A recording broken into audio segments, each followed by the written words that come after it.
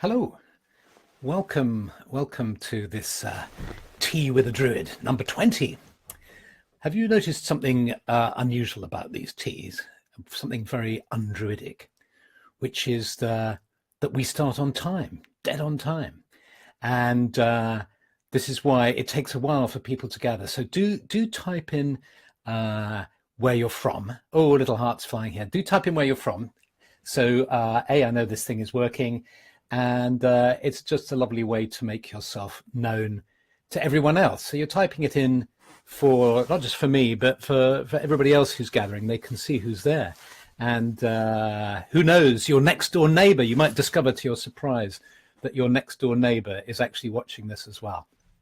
So hi, everybody from the Netherlands and Hanover and Alabama and Birmingham, UK, I suppose, not Birmingham, Alabama, but maybe. Nottingham, New Jersey.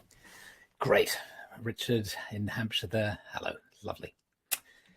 So, hey, what I thought we'd do is we'd start with a little prayer. I want to tell you about a book, A Tree for the Earth Mother, a collection of devotionals. And this is a book that's been published by ADF, Andrecht Fein, the American Druid group, whose chief is Jean Pagano, who came over and was with us at the gathering last year. And he had this idea that he wanted to invite Druids to contribute to devotionals to the Earth Mother, and that he would plant a tree for every book purchased. So here it is. You can find it on Amazon, A Tree for the Earth Mother, and I will put up a link on the blog as well so you can see it.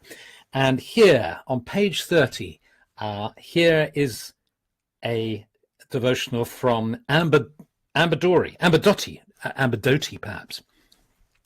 Gaia, primal goddess of the world, great mother of all, you were the first to be born from chaos, and from you all life has formed. With your name we grow and change. Come forth and dwell in this space.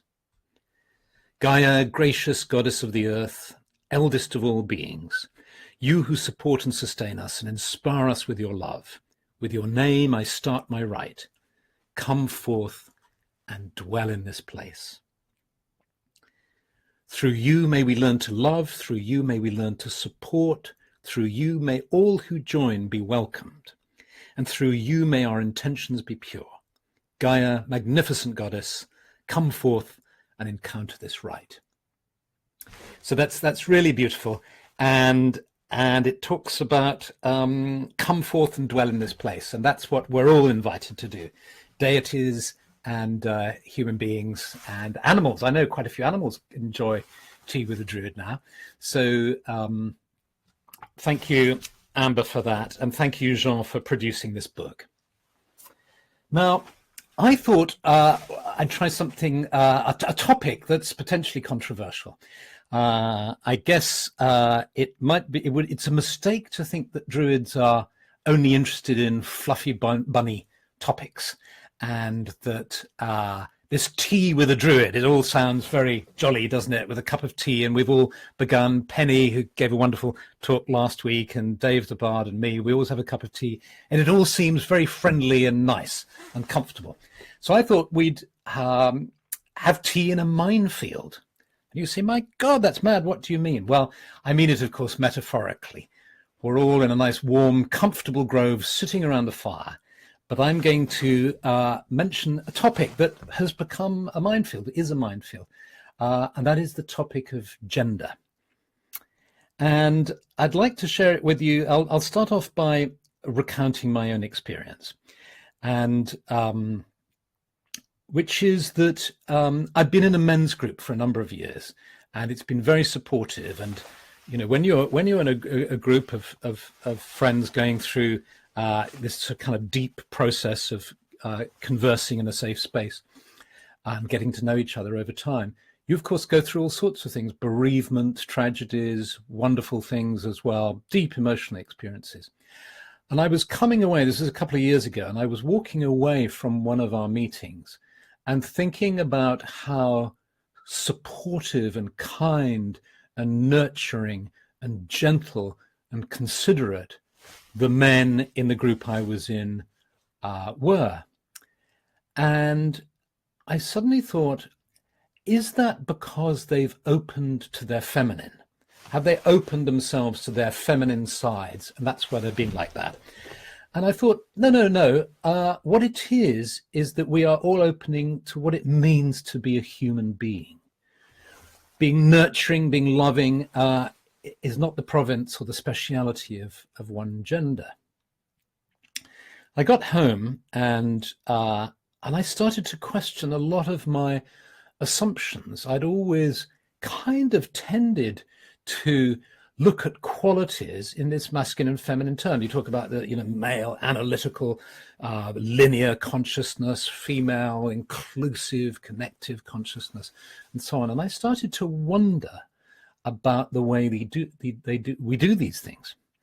In the esoteric traditions that I've trained in, and in Druidry and Wicca, in so many of these traditions, we're used to gendering all sorts of things. If you think about it, we gender numbers. People in numerology, we talk about even numbers being feminine, uneven numbers being masculine.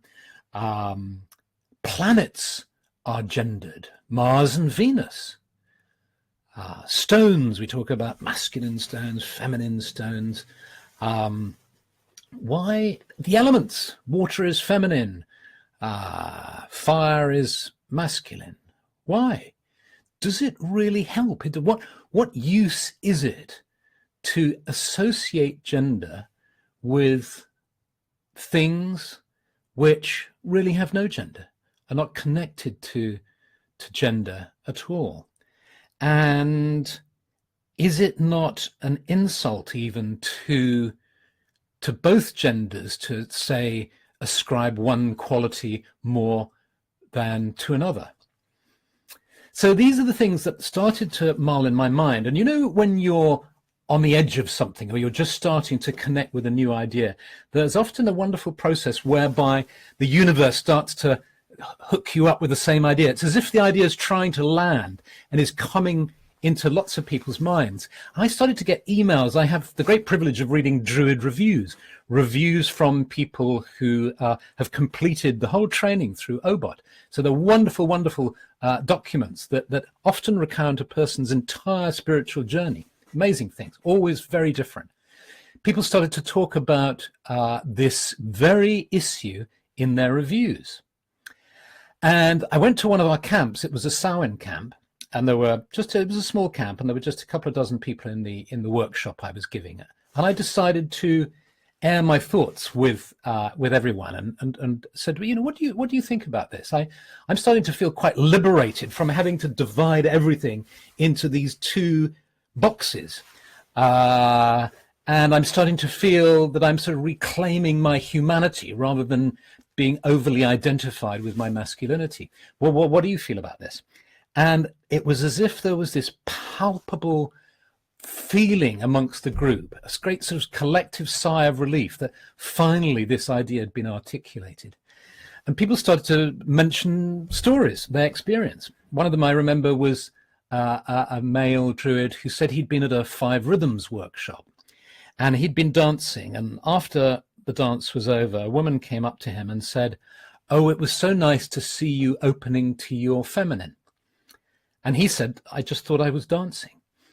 So this is a really interesting question, and I think it's important for us to see it in context. There's been a very necessary movement towards becoming more aware of the divine feminine, really awakening to it, really honoring it, because of course we've been hugely dominated by the masculine principle in religion, in academia, in politics, and everything. And so there's been a real need for us to focus on the divine feminine. And in this discussion, I'm not talking at the level of sociology, politics, economics. That's different. It's related, I know, but let's just focus on the spiritual, if you like, or psychological principles. So I think there's been a very necessary focus on the divine feminine.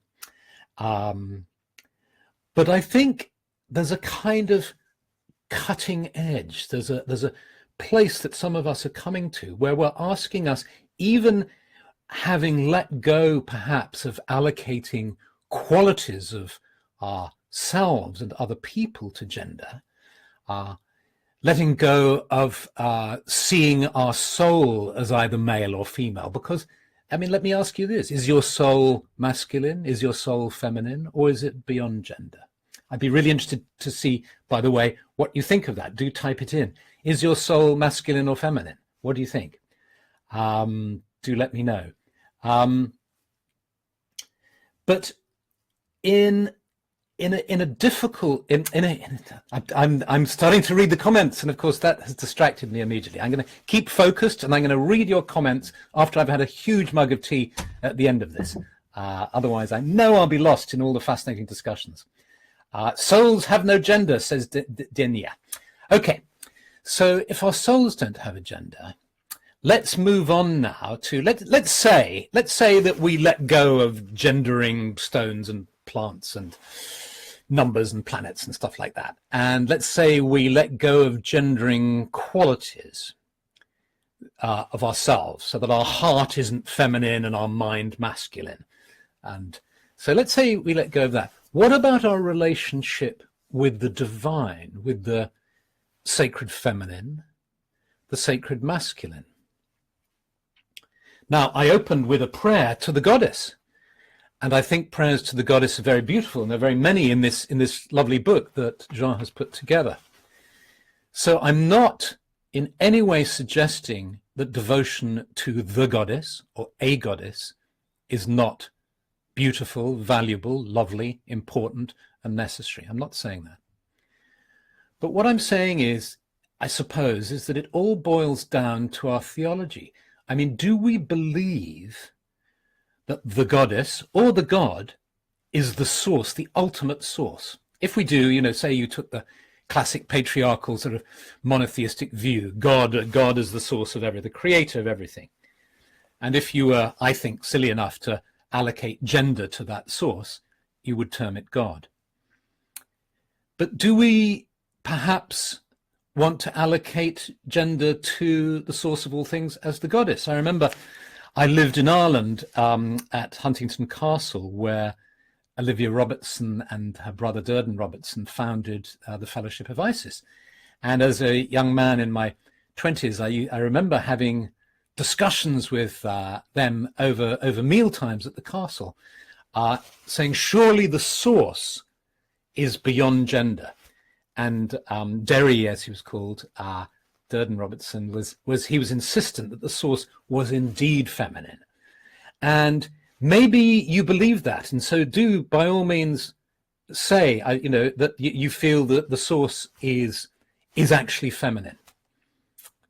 And there's a sort of argument for that. I suppose you can see in a sort of analogy with human reproduction and men being born from women and so on. I happen to believe, and it's only a belief because I don't believe I can know the nature of deity. My mind is too tiny and too small. But in the mystical experiences that I've had, in those times when I've felt that I have merged with the divine and had a real, or to me, real experience of oneness, it has been beyond gender. The source that I've experienced and the union that I've experienced has been beyond gender. So I see it as the source of all being, great spirit, or whatever you want to call it, as being beyond gender. And then, levels of, so the second tier down would be goddess and God, and maybe the goddess is higher up than the god, or, comes before the god. Maybe there's then goddess and then God comes out of that. Or maybe, you take a duotheistic position and there's God and goddess here. And then if you want to take a polytheistic position, there are all the gods and goddesses down here. So the argument, if you follow that, would be, well, you can be a polytheist and worship gods and goddesses, and that's fine. But if you see your, and you don't necessarily have to do this, but if you see your polytheism as, or your various gods and goddesses as emanating from one deity, is that deity a goddess Or is it beyond a goddess and a god and is actually a divine source beyond gender? So perhaps we can let go of gender when we consider deity. That's my suggestion. But I will be really interested to see your thoughts about that. And I thought, in thinking about a meditation for this, I thought it came to me straight away, really, that the obvious thing to do would be to imagine or connect with the world card or the universe card in the tarot. And when I was at the Gulf Coast gathering of the Order a couple of weeks back, a lovely, lovely man who runs a bookshop there and who's running the bookshop at the gathering was so kind and generous. He gave me the professional edition of the Universal Tarot as a gift, which was so sweet of him.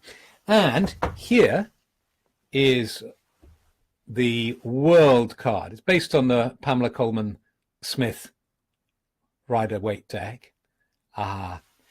And you see here, and I have some other examples. This will be familiar to you, this card, I'm sure. Look, there's the Thoth deck. That's what it looks like. And way back, you see the Marseille, the original, one of the very early decks, the Marseille deck here, two versions of that Marseille deck. And then finally, let me show you this one, this lovely Renaissance tarot one. I use this in teaching workshops on the tarot because the card is absolutely massive. And you notice in all those images I showed you, she, or maybe not she, is holding something across her midriff. Now that could be for modesty's sake, or there is a teaching that it's because it is not she, it is not he, it is a hermaphroditic figure symbolizing the union of masculine and feminine and its transcendence. And so let's see, if you wish, let's encounter this image and see if we can deepen it. Let's just have a few moments of meditation together. We're all, hundreds and hundreds of us around the world are now together in this sacred grove, in this clearing in the forest. We're from all sorts of places all around the world, and yet we're gathered together here. And let's just take a few moments to relax, just to change gear and to open up if we want to. And you don't have to do this if you're not in the right mood or situation for doing this. You can watch it later. You can run through this exercise later because these tea sessions are recorded. So just imagine that you're sitting in the grove and you can feel the earth beneath you. You look around, you see all the other members of the gathering, and then you focus on yourself and you close your inner eyes and you just become aware of the earth beneath you. You feel the rhythm of the earth, the peace of the earth.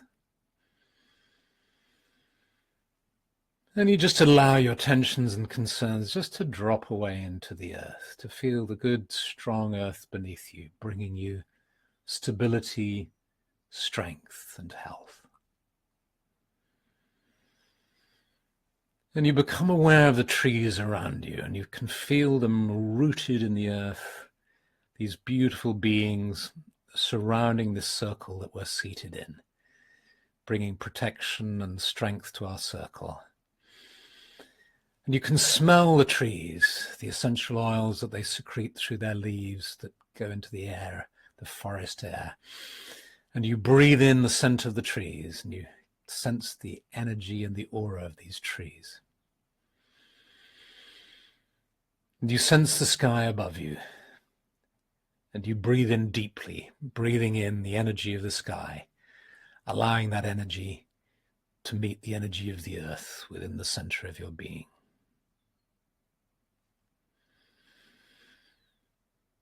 And then, if it feels right to you, just imagine that from the forest steps into the clearing the figure of the world from the tarot. This figure who stands there, who is perhaps both male and female, holding two wands, a wand in either hand.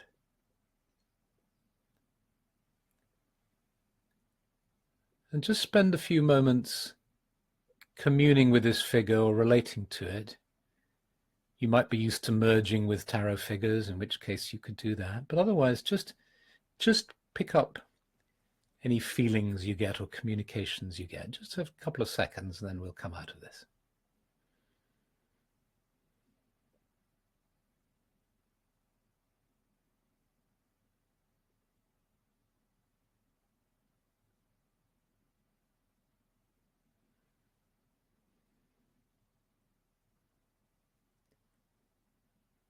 Sense the quality emanating from the heart, the soul of this being,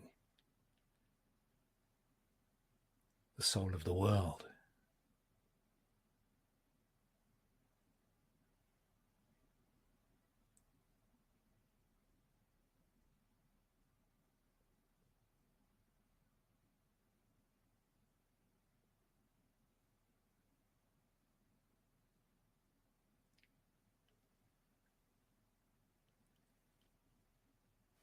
Little message I got just now was this being saying to me, I bring the earth and the sky together in my heart, and you can do this too. And so allow the figure to fade now. You can always come back and commune with this figure if you find it helpful, but allow the figure to fade, just to slip back into the forest. Just become aware of being seated by the fire in the circle, your companions around you. Sense the energy of the earth and the sky within the center of your being, in your heart. The vitality, the energy of the sky, the stability of the earth.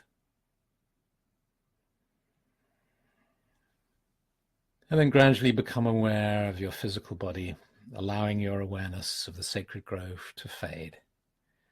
Becoming aware of being seated here in front of your computer or your tablet or phone.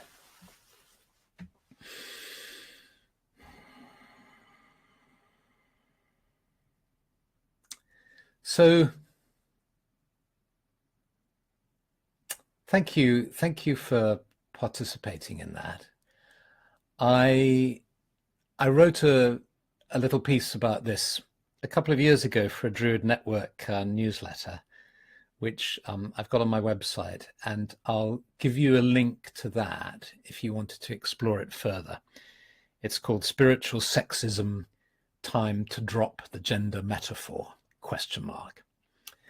And I look forward to reading your comments. I shall make myself some tea and look forward to seeing you next week, or actually next week I'm going to be away again, and so you'll have a guest presenter, another Druid. You'll be having tea with another Druid. So thank you so much for being here, and lots of love, many blessings, and see you again soon. And I look forward to reading your comments. So do, by all means, write and continue writing. Thank you. Bye.